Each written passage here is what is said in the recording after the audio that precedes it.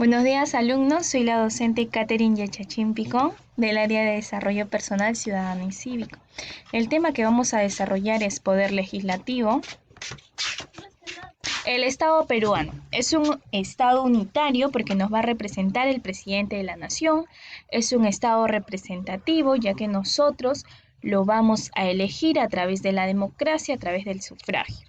Es un Estado descentralizado porque vamos a tener gobiernos locales, provinciales y regionales.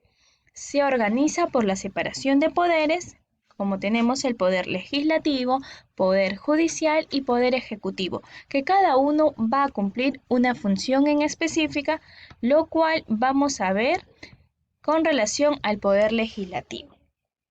La definición es el órgano autónomo del Estado, representa a la ciudadanía. Son elegidos por un proceso electoral democrático por un periodo de 5 años, conformado por 130 congresistas que representan las políticas del país, que van a decidir por nuestras leyes. Pero ¿por qué nosotros lo elegimos como representantes? Tenemos ahora la función del poder legislativo.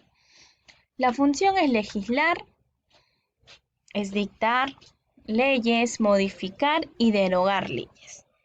Y fiscalizar las actividades del Poder Ejecutivo y de las demás entidades del Estado. Entonces, el Congreso tiene esa posibilidad de dictar leyes, modificar y derogar, siempre y cuando sea aprobado por la mitad del Congreso más uno. ¿Sí? Entonces son 130 congresistas que conforman nuestro Congreso. La mitad más uno viene a ser 76 congresistas van a decidir qué se va a hacer, ¿no? Se puede dar una ley, se puede modificar una ley o se puede eliminar una ley, derogar. Pero de acuerdo a la mayor cantidad de congresistas. Tenemos características. Los congresistas representan a la nación. Constan de una sola cámara, por eso se conoce como unicameral. Esta cámara va a tener 130 congresistas que nos representan. En el 2018 se quiso dar dos cámaras, formar un estado bicameral con el referéndum. Pero llegaron a hacer una consulta al ciudadano a través del referéndum y no se validó esta cámara que iban a ser de diputados y de congresistas. Por ello, nosotros decimos que somos unicameral porque consta de una sola cámara de 130 congresistas. El cargo de congresistas es incompatible con el ejercicio de cualquier otra función pública, excepto la del ministro de Estado. ¿Qué quiere decir esto? Que el congresista no puede tener dos empleos en el Estado, excepto la del ministro de Estado, que es un cargo de confianza que va a tener el presidente de la República. Tenemos el mandato legislativo es irrenunciable. Una vez elegido, el congresista por un periodo de 5 años, él no puede renunciar. Se le puede sancionar por faltas que haya cometido, pero las sanciones disciplinarias no pueden exceder los 120 días. Eso puede ser 30, puede ser 60, dependiendo la falta que haya cometido y la decisión del Congreso.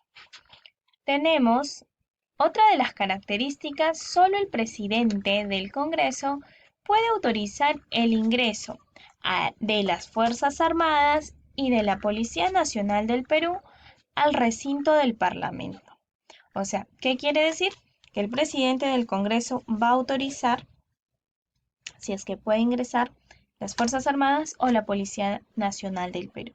Mientras no tengan estos permisos, ni la Fuerza Armada ni la Policía Nacional del Perú puede ingresar a las sesiones del Congreso. Tenemos los requisitos para ser congresista. Si tú quieres ser congresista, tienes que ser peruano de nacimiento o tener la nacionalidad peruana, que se puede dar porque tus padres son peruanos, puedes tener la nacionalidad peruana. O si tú eres nacido aquí en territorio peruano, tu padre es de otros países, también tienes la nacionalidad peruana. Otro de los requisitos para ser congresista es ser mayor de 25 años a más, gozar de derecho de sufragio y estar inscrito en la RENIET, el Registro Nacional de Identidad y Estado Civil.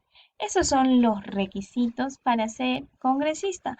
No es necesario ser profesional, bueno, ser profesional, no, lo pueden ser aquellas personas que tengan esa voluntad y las ganas de representar al territorio peruano. Aquí vemos cómo en estas elecciones congresales nos sorprendió el partido político el FREPAT, que hemos tenido ahorita actualmente tenemos varios representantes del Congreso que son de este partido.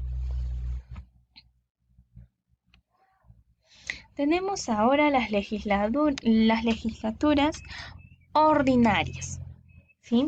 Por ejemplo, estas legislaturas son convocadas por el Congreso a solicitud de un tercio de congresistas o un pedido de 2/3 de los miembros del Consejo Directivo. El Congreso se reúne en 2 legislaturas ordinarias al año que se van a dar. La primera que se realiza entre el 27 de julio al 15 de diciembre y la segunda que se va a realizar del 1 de abril al 31 de mayo. En ambas legislaturas, el Congreso discute todo lo que concierne a sus funciones y a los intereses nacionales. Entonces, en estas legislaturas ordinarias, los congresistas van a tomar decisiones de acuerdo a nuestro interés nacional, ya sea nuestro progreso, ya sea nuestro desarrollo de nuestra nación. Al término de esta legislatura, el Congreso entra en un receso y la función legislativa queda a cargo de la comisión permanente. Esta comisión permanente tiene que estar integrado entre 20 a 30 congresistas, pero no tienen que exceder los 25%, el 25% de los congresistas. No puede exceder. Ahora tenemos las legislaturas extraordinarias. Estas legislaturas son convocados por el presidente de la República mediante un decreto de convocatoria, donde se establece la fecha de inicio y la fecha de cierre de la legislación.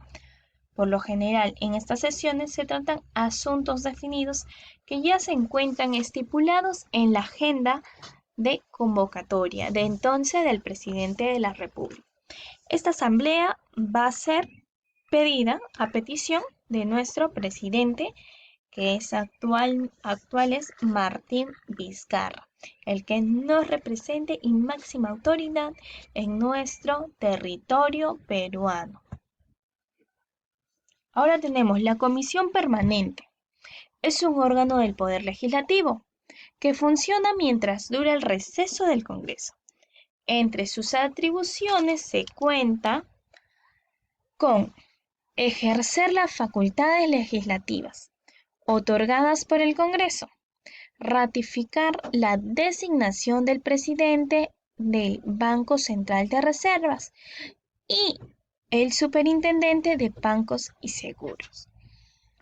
Tenemos también acá aprobar los créditos suplementarios, transferencias y habilitaciones del presupuesto en el lapso del receso del Congreso, acusar a las altas autoridades del gobierno, incluyendo al presidente de la República, cuando haya cometido alguna falta grave o esté violando la constitución política de nuestro país, que se dio en 1993 con el presidente Alberto Fujimori y que se mantiene vigente hasta la actualidad. Tenemos ahora la Junta Nacional de Justicia. Es un órgano autónomo del Estado creado por la Constitución. Es el encargado de la selección y el nombramiento de los jueces y fiscales. Asimismo, es el encargado de aplicar las sanciones a que hubieran lugar a dichos magistrados. Se rige por la Constitución y su ley orgánica. Entonces, tenemos aquí a la Junta Nacional de Justicia que el año pasado tenía el nombre de Consejo Nacional de la Magistratura y actualmente lo vamos a ver como la Junta Nacional de Justicia, que va a encargarse de el cumplimiento de la Constitución y que se pueda mantener y no se quiera violar la Constitución o dar leyes o decretos que pasen por encima de lo que la Constitución plasma o encima que vulneren nuestra Constitución, en otras palabras. No se puede crear leyes ni normas que vulneren los derechos que se encuentran estipulados en la Constitución de nuestro país. Ahora tenemos el Ministerio Público.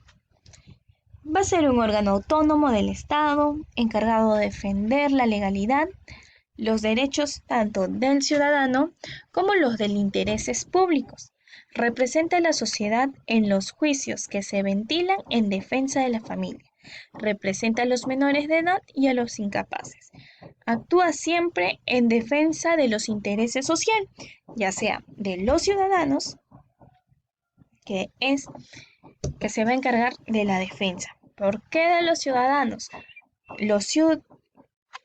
Se encarga de la defensa, de denunciar cuando se está vulnerando los derechos del ciudadano, se está vulnerando nuestra Constitución.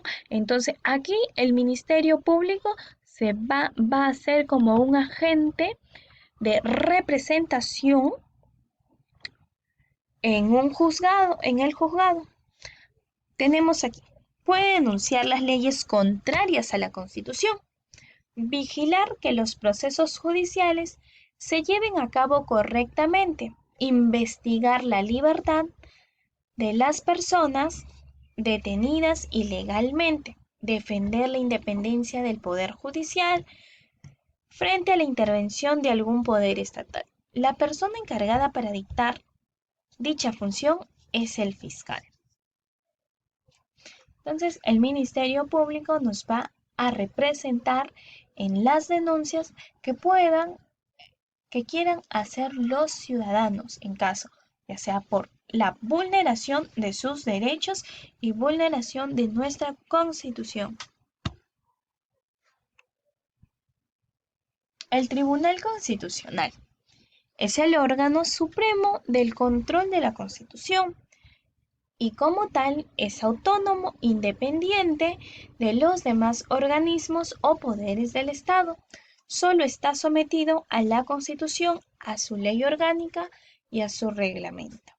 A este organismo se le conoce como jurisdicción constitucional porque administra justicia en la supremacía de la Constitución. Entonces, el Tribunal Constitucional va a hacer que se respeten los ordenamientos jerárquicos de nuestro país. Es así como tenemos la función legislativa y algunas instituciones autónomas que se van a encargar de defender nuestra Constitución.